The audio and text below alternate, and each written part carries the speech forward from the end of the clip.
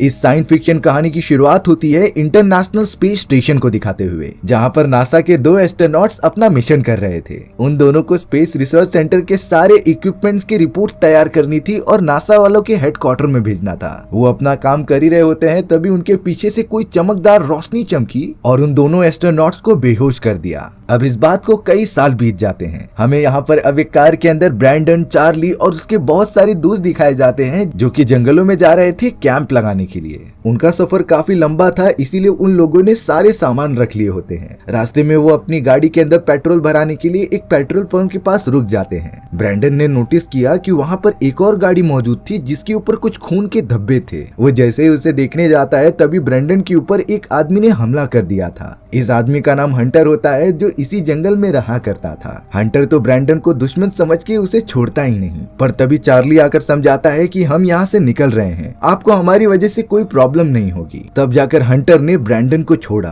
और अब वो सारे दोस्त जल्द से जल्द कार में बैठकर वहाँ से निकल जाते हैं। कुछ ही घंटों के अंदर ही अंदर वो अपनी कैंपिंग स्पॉट पर पहुंच गए थे। वो सारे फ्रेंड्स बहुत ही ज्यादा एक्साइटेड होते हैं अपनी पहली रात गुजारने के लिए। अब यहाँ चार्ली, ब्रैंडन और उसकी एक दोस्त निकल पड़े थे जंगल को थोड़ा एक्सप्लोर करने के लिए। चलते चलते वो लोग जंगल के बीचों बीच मौजूद एक घर के अंदर आ जाते हैं। चार्ली, ब्रैंडन और सारा ने उस घर के चारों तरफ अजीब अजीब तरीके के यूनिक स्ट्रक्चर्स देखे, जैसे कि जानवरों के कटे हुए सर और यूनिक आकृतियां। पर अब ब्रैंडन और चार्ली ने जैसे ही एक फोटो फ्रेम को देखा तब वो समझ चुके थे कि ये घर और किसी का नहीं बल्कि हंटर का ही है, जिसने कि आते समय पेट्रोल पंप पर ब्रैंडन को पकड़ लिया था। और डरा देने वाली बात ये थी कि हंटर अभी अभी अपने घर पर आ जाता है। चार्ली, ब्रैंडन और सारा बड़ी चालाकी से खिड़की के रास्ते से बाहर निकलने लग गए थे, बट यहाँ हंटर को चीजें बिखरी हुई पड़ी होने के कारण ये पता चल जाता है कि यहाँ पर कोई आया था। वो तीनों तो अपनी जान बचाते हुए डायरेक्टली भागकर अपने दोस्तों के पास चले जाते हैं, यानी कि अब वो सब सेफ थे। बट यहाँ टीवी पर न्यूज चल रही थी जो उसके सारे दोस्त बड़े ध्यान से देख रहे होते हैं। न्यूज में बताया जा रहा था कि शहर के चारों तरफ अजीब तरीके के बादल बनने लगे हैं और ये सारे क्लाउड्स नॉर्मल नहीं थे,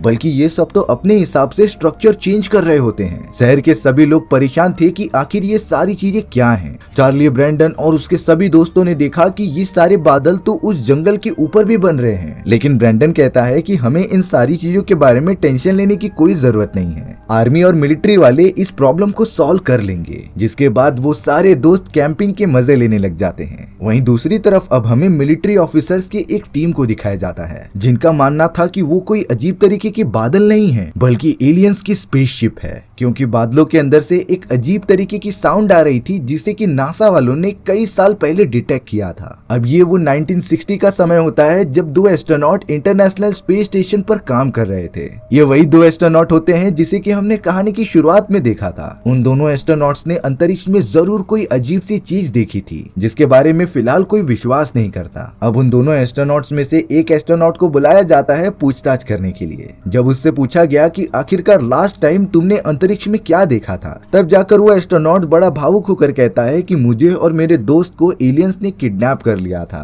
उन्होंने स्पेसशिप में लेके जाकर हमारे बॉडी पे अजीब तरीके के एक्सपेरिमेंट किए और जब उन्हें प्रॉपर इन्फॉर्मेशन मिल गई तब उन लोगों ने वापस धरती पर लाकर छोड़ दिया। लेकिन जब एस्ट्रोनॉट्स ने उस समय नासा वालों और मीडिया वालों को बताने की कोशिश की तब कोई भी उसकी बातों पर विश्वास ही नहीं करता, क्योंकि लोग सुनी सुनाई बातों पर भरोसा नहीं करते। उन्हें कोई भी चीज समझने के लिए सबूत की जरूरत होती थी और अब शायद ये वही एलियंस हैं जो वापस आ चुके थे। अब यहाँ हमें आसमान में फैले हुए उन घने बादलों में से एक स्पेसशिप निकलती हुई दिखाई जा रही थी जो सीधे जंगल की तरफ बढ़ते रहती है। बट हंटर यहाँ पर स्पेसशिप को दूरबीन की मदद से देख रहा था, क्योंकि वो दूसरा एस्ट्रोनॉट जिनके ऊपर एलियंस ने हमला किया था वो और कोई नहीं बल्कि हंटर ही होता है। अब एलियन स्पेसशिप के धरती पर आते ही हंटर और उसके एस्ट्रोनॉट दोस्त को कुछ होने लगा था, जैसे कि उनकी बॉडी में कुछ इलेक्ट्रिसिटी जैसा महसूस हो रहा हो। Alien spaceship directly farm house के यहाँ पर लैंड हुई थी जहाँ पर ब्रैंडन और उसके सारे दोस्त लोग रुके हुए थे। इन सारी चीजों को तो सारा बड़े ध्यान से देख रही थी जैसे कि वो उनके काबू में हो गई हो। सारा का बॉयफ्रेंड रॉब उसे आकर संभालता है, लेकिन सारा कुछ देर के लिए अनकॉन्शियस हो गई थी।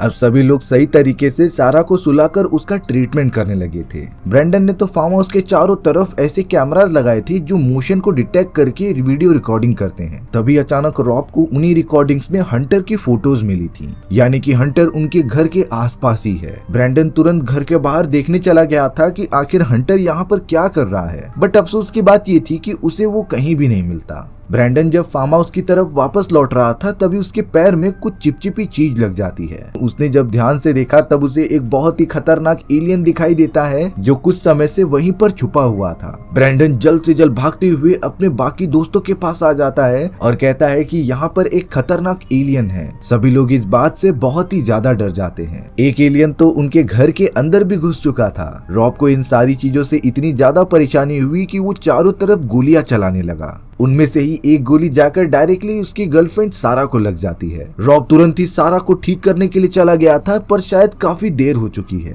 सारा के दिल में गोली लगने के कारण वो अब मर चुकी थी। रॉब तो अब पूरी तरीके से आउट ऑफ कंट्रोल हो गया था और अब उसने अपने बाकी दोस्तों पर भी गन पॉइंट कर दिया। ब्रैंडन और चार्ली जल्द से जल्द रॉब को संभालते हैं और उसे बेहोश करके कार में बैठकर निकल पड़ते हैं। थोड़ी दूर जाने के बाद ही रॉब गन लेकर उनके सामने खड़ा हो जाता है और उनकी गाड़ी पर हमला करके उन्हें पलट देता है। रॉब के ऊपर तो एकदम खून सवार हो चुका था। चार्ली, ब्रैंडन और उसके बाकी दोस्त पूरी तरीके से फंस चुके थे। लेकिन अगले ही मोमेंट में आसमान में से एक बहुत ही बड़ी स्पेसशिप निकलती है जिसने की अपनी एडवांस टेक्नोलॉजी की मदद से एक रोशनी फेंकी और रॉब को स्पेसशिप के अंदर खींच लिया। चार्ली तो ये सारी चीजें अपनी आंखों से देखकर एकदम चौंक गया था क्योंकि जिन एलियंस के बारे में लोग मजाक उड़ाते थे वो सब रियलिटी में होते हैं। अब उन एलियन स्पेसशिप से डर के सभी लोग कार से बाहर निकलते हैं और जंगल की तरफ भागने लग जाते हैं। जंगल में भागते समय अचानक ब्रैंडन का पैर एक जाल में फंस जाता है जो कि हंटर ने भालू को पकड़ने के लिए रखा था। बहुत ज्यादा कोशिश करने के बाद भी ब्रैंडन, चार्ली और एमिली उसे छुड़ा नहीं पा रहे थे। जंगल में से तो एलियंस के चिल्लाने की आवाज भी आने लगी थी, यानी कि एलियंस जल्द से जल्द उनका पीछा कर रहे हैं। तभी उस जगह पर हंटर आ गया था जो सभी को शांत रहने के लिए कह रहा था। हंटर ने जल्द से जल्द ब्रैंडन की मदद की और उसके पैर में लगे हुए जाल को निकाल दिया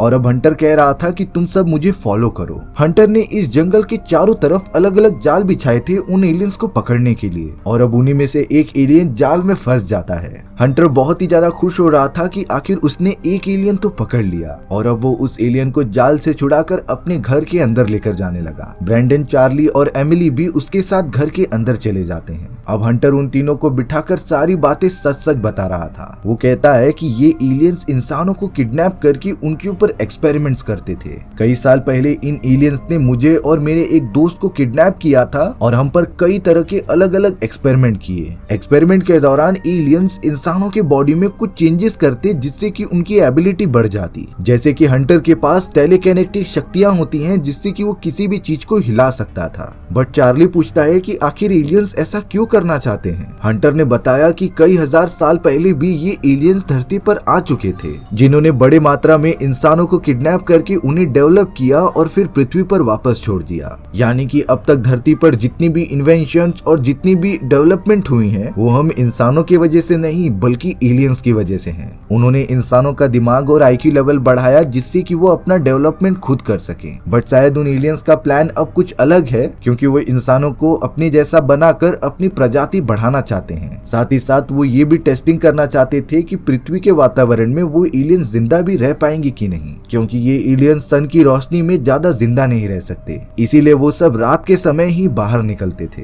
हंटर ने तो अपने बॉडी पर अलग अलग जगहों पर निशान दिखाए जिससे कि उन एलियंस ने एक्सपेरिमेंट के दौरान किया था। ब्रैंडन के पैर में चोट लगी थी इसीलिए वो पूरा आराम कर रहा था। हंटर कहता है कि ये सारी बातें तो मुझे कई साल पहले से ही पता थी, लेकिन जब मैं वापस पृथ्वी पर आया तो मैंने नासा सारे न्यूज रिपोर्टर को सब कुछ बता दिया था, पर कोई मेरी बातों पर विश्वास ही नहीं करता और तब से ही मैं वो सारी चीजें छोड़कर यहाँ जंगलों में रहने लगा जिससे कि अगर वो एलियंस वापस आएंगे तो मैं उनसे लड़ाई कर सकूं। और आज ही का वो दिन था जब एलियंस पृथ्वी पर आएंगे और इंसानों को पकड़ के लेके जाएंगे। हंटर तो अब उस पकड़े गए एलियन के ऊपर कुछ रिसर्च करने चले जाता है जिस तरीके से एलियंस ने उसके ऊपर किया था, यानी कि हंटर एक तरीके से अपना बदला ले रहा था। पर कुछ ही देर बाद उस जगह पर एलियन का साथी आ जाता है जो हंटर के हाउस को धीरे धीरे तोड़ने लगा था। चार्ली, एमिली और ब्रैंडन बहुत ही ज्यादा डर जाते हैं। सबसे पहले चार्ली और एमिली घर से बाहर निकल चुके थे कि कहीं ये घर टूट न जाए, लेकिन ब्रैंडन के पैर में चोट लगे होने के कारण वो चल नहीं सकता था। इसीलिए अब चार्ली और एमिली ने डिसीजन लिया कि वो अकेले ही यहाँ से चले जाएंगे।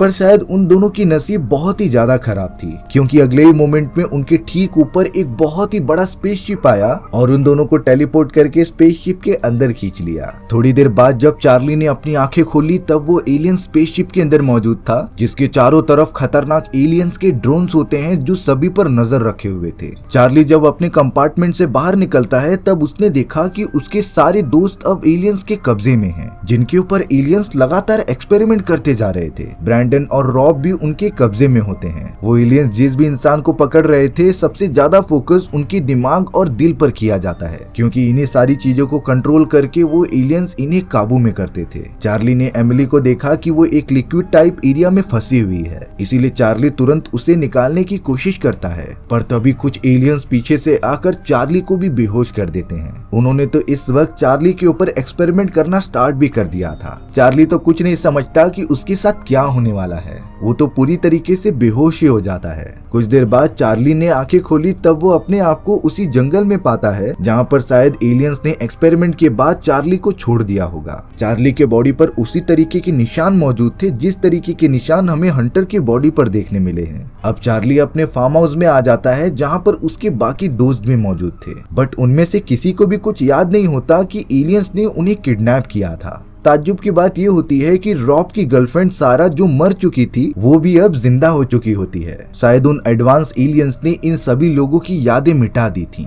अब उस एलियन स्पेसशिप के जाने के बाद न्यूज में ये रिपोर्ट्स आ रही थी कि एलियंस ने जिन जिन लोगों को किडनैप किया था वो उन सभी को कुछ देर बाद वापस पृथ्वी पर छोड़ दे रही थी। इसीलिए गवर्नमेंट ने डिसीजन लिया कि जिन जिन लोगों को स्पेसशिप में ले जाया गया था उन्हें शहर में लाकर क्वारंटीन कर दिया जाएगा, क्योंकि गवर्नमेंट इन सारी चीजों में कोई भी रिस्क नहीं लेना चाहती थी। जिन भी लोगों को उन एलियंस ने किडनैप किया था उनकी बॉडी पर अजीब तरीके के स्ट्रक्चर्स दिखाई देते हैं। चार्ली, ब्रैंडन और उसके दोस्तों ने भी नोटिस किया कि उनके हाथों और पैरों पर वही तरीके के निशान बने हुए थे। अब यहाँ कुछ पुलिस ऑफिसर्स ब्रैंडन और उसके दोस्तों को पकड़ने के लिए सामने आ जाते हैं। दरअसल उन पुलिस वालों को हंटर ने ही कॉल किया था जो उन्हें बता देता है कि यहाँ पर कुछ बच्चे हैं जिन्हें की उन एलियंस ने किडनैप किया था। पुलिस वालों ने तो गोलियां चलाकर रॉब और उसके कुछ दोस्तों को जान से मार दिया होता है, बट अब चार्ली अपने बॉडी के अंदर कुछ अजीब तरीके की पावर्स महसूस कर रहा था। इसीलिए अब वो अपनी पावर्स यूज करता है और पुलिस वाले की गन अपने हाथ में ले लेता है। यानी कि अब चार्ली के पास टेलीकिनेटिक पावर्स आ चुकी हैं जो शायद उन एलियंस ने ही प्रोवाइड की थी। चार्ली तुरंत ही गन की मदद से सारे पुलिस ऑफिसर्स को जान से मार दे रहा था। बट ताज्जुब की बात ये होती है कि रॉब और उसके बाकी दोस्तों को जिन्हें की बुलेट्स लगी थी वो पूरी तरीके से हील होकर वापस जिंदा हो जाते हैं। यानी कि एलियंस ने उनके ऊपर एक्सपेरिमेंट करके अपनी थोड़ी सी एबिलिटीज प्रोवाइड कर दी हैं। चार्ली और उसके सभी दोस्तों के पास अलग अलग टाइप की पावर्स मौजूद थी। एक तरह से देखा जाए तो वो सारे लोग अब अमर हो चुके हैं। चार्ली, ब्रैंडन, रॉब और उसके सभी दोस्त अब लगातार आसमान की तरफ देखने लगते हैं, जिन्हें की एलियन स्पेसशिप से सिग्नल्स मिल रहे थे कि वो पृथ्वी से गए नहीं हैं अभी तक। और अब वो सारे दोस्त मिलकर एलियंस के आने का वेट करने लगे थे। इसी तरीके से हमारी ये कहानी यहीं पर खत्म हो जाती है। सो व्यूअर्स, आपको ये स्टोरी कैसी लगी कमेंट सेक्शन में बताना भूलना मत। और अगर आपको मेरा एक्सप्लेनेशन 1% भी अच्छा लगा होगा ना तो वीडियो को लाइक एंड चैनल को सब्सक्राइब जरूर कर देना। मिलते हैं इसी तरीके की एडवेंचरस कहानियों में, तब तक के लिए बाय बाय।